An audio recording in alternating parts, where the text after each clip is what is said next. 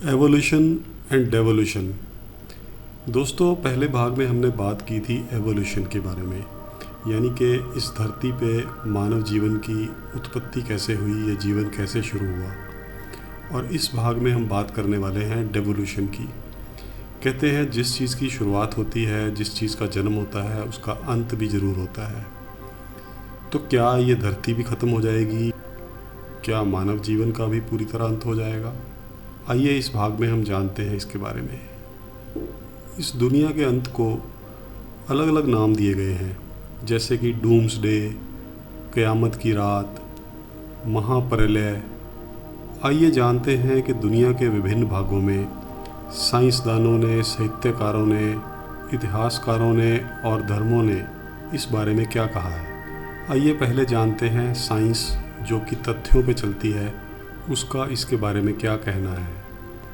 दोस्तों, साइंस के मुताबिक इस पूरी सृष्टि का अंत 3 तरीके से संभव है।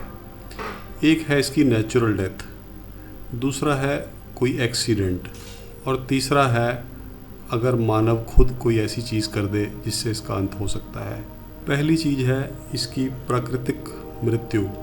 दोस्तों, ये धरती मुख्यतः बहुत सारे रॉक्स और डस्ट पार्टिकल से मिलकर बनी है, और हमारे इस कॉस्मिक सिस्टम में सूर्य का एक बहुत बड़ा रोल है।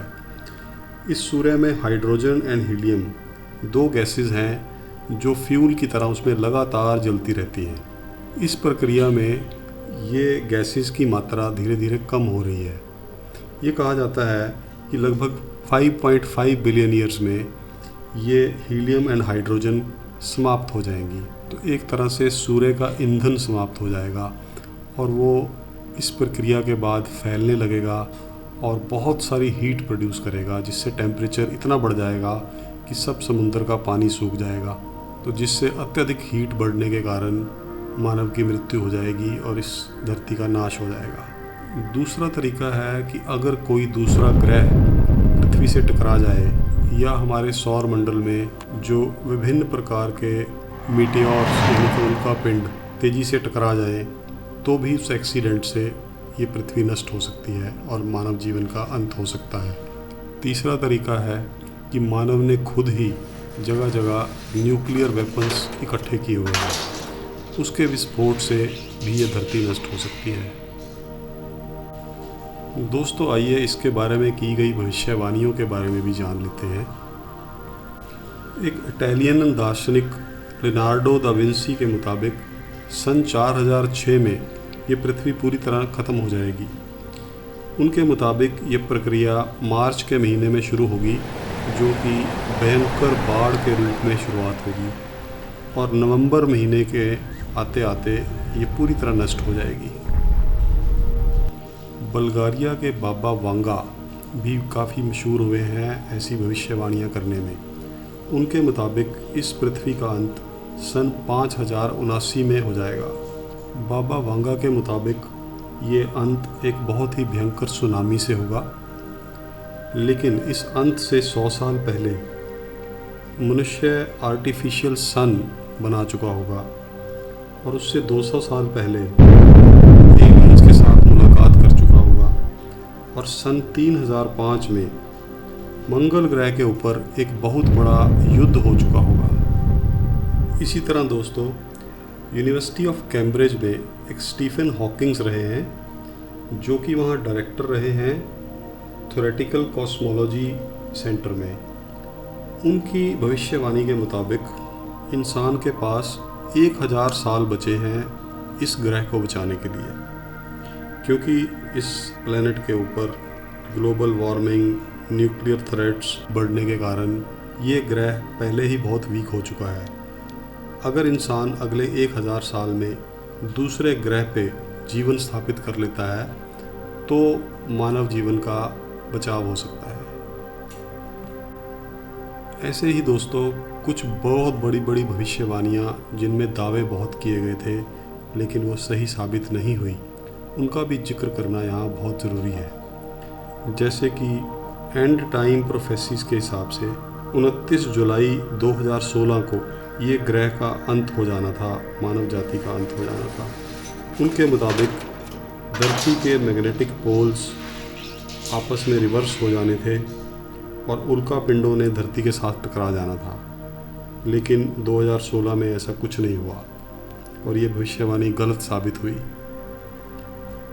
इसी तरह मायन सिविलाइजेशन के इस मैक्सिको कैलेंडर के हिसाब से इस सृष्टि का अंत दिसंबर 2012 को हो जाना था। उसकी भी ये भविष्यवाणी गलत साबित हुई। आइए अब बात करते हैं यौगिक कैलकुलेशन की। दोस्तों, जैसे कि आप जानते हैं कि भारत के अंदर हिंदू धर्म के ग्रंथों में बहुत सा विज्ञान छुपा है। उसकी यौगिक कैलकुलेशन के हिसाब से उसका आधार चंद्रमा को लिया गया है। दोस्तों, ये माना जाता है कि हमारी जो भौतिक प्रवृत्ति है यानी कि फिज़िकल एग्जिस्टेंस है वो चंद्रमा के साइकिल के हिसाब से चलती है। चंद्रमा पृथ्वी के चारों तरफ घूमता है और हर साल वो धरती से 32 मिलीमीटर दूर होता जा रहा है, यानी कि 1.5 इंच दूर होता जा रहा है। ये माना जाता है कि अगले 28,000 सालों में वो धरती से बहुत दूर चला जाएगा, जिससे औरतों में गर्भ धारण करने की शक्ति बहुत क्षीण हो जाएगी और इस तरह मानवता का अंत हो जाएगा। दोस्तों, आइए अब एक नज़र डालते हैं कि अलग अलग धर्मों में इसके ऊपर क्या कहा गया है। क्रिश्चियनिटी, दोस्तों बाइबल के अंदर इसको डूम्सडे नाम दिया गया है। बाइबल में कहा गया है कि एक दिन दुनिया का अंत निश्चित है। इसकी कोई पुख्ता तारीख तो नहीं है, लेकिन उससे पहले कुछ ऐसे साइंस मिलने लग जाएंगे जिससे पता लग जाएगा कि डूम्सडे नज़दीक है। जैसे कि एक राष्ट्र दूसरे राष्ट्र से लड़ेगा, सूखा पड़ेगा, भूकंप आएंगे और जब डूम्सडे आएगा जो सच्चे और प्योर लोग होंगे उनको हेवन में भेज दिया जाएगा और बाकी लोग हेल में सड़ जाएंगे। इस तरह से इस प्रकृति का विनाश हो जाएगा और नए जीवन की शुरुआत होगी। इस्लाम में इसे क़यामत के नाम से जाना जाता है, यानी कि डे ऑफ जजमेंट। ऐसा माना जाता है कि इस दिन इंसान के किए हुए अच्छे और बुरे कामों का हिसाब होता है और उसी के हिसाब से उसे जन्नत या जहन्नुम नसीब होता है। क़यामत के आने का कोई निश्चित समय तो नहीं मालूम, लेकिन ऐसा कहा जाता है कि क़यामत के आने से पहले उसके आसार नज़र आने शुरू हो जाते हैं। जैसे कि सूरज पश्चिम से उगना शुरू हो जाता है, समुद्रों का पानी सूख जाता है, चारों तरफ अंधेरा ही अंधेरा होता है और आग सी लगी होती है। कुछ लोगों का ऐसा भी मानना है कि जब तक क़यामत नहीं आती इंसान की आत्मा कब्र में ही रहती है। क़यामत आने पर जो लोग अल्लाह के बंदे होते हैं उनके अच्छे कर्मों के हिसाब से उन्हें जन्नत में भेज दिया जाता है और बाकियों को जहन्नम में सड़ना पड़ता है। बुद्धिज़्म में यह माना जाता है कि जब हमारे सामाजिक ढांचे का स्तर गिरते गिरते बहुत ख़राब हो जाता है तो ये सब समाप्त हो जाता है और ये सृष्टि एक नया जन्म लेती है और इसी के साथ नया जीवन का उदय होता है और एक नया बुद्धा भी जन्म लेता है। इसी तरह दोस्तों ताओइज़्म, जैनिज़्म, सिखिज़्म, इन सभी धर्मों में भी यही मान्यता है कि मनुष्य की मृत्यु होती है, आत्मा हमेशा जीवित रहती है। आइए दोस्तों कुछ और इंटरेस्टिंग फैक्ट्स के ऊपर नज़र डालते हैं। चाइना एक ऐसा देश है जहाँ पे 90% से ज़्यादा पॉपुलेशन किसी धर्म को नहीं मानती। इसी तरह यहोवा ग्रुप के लोगों का ये मानना है कि एक फिक्स्ड नंबर के क्रिश्चियन ही हेवन में जा सकते हैं और कोई एक इंसान दूसरे इंसान को अपना रक्त दान नहीं कर सकता, यानी कि ब्लड ट्रांसफ्यूज़न उसको भगवान के अगेंस्ट माना जाता है। हिंदुइज़्म में इस अंत को महाप्रलय कहा जाता है। हिंदू धर्म में इस अंत और फिर से इसकी नई शुरुआत को एक इकोसिस्टम माना है।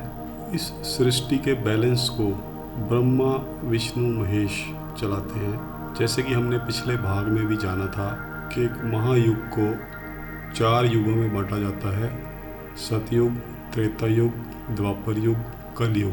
इसको और जानने के लिए हमें कल्प को समझना होगा कि कल्प क्या होता है। कल्प यानी कि ब्रह्मा डे, ब्रह्मा जिसने ये सृष्टि बनाई है, ब्रह्मा के एक दिन को कल्प कहते हैं।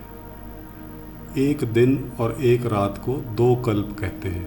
हर एक कल्प 1000 महायुग के बराबर है, यानी कि 43,20,000 सालों के बराबर है।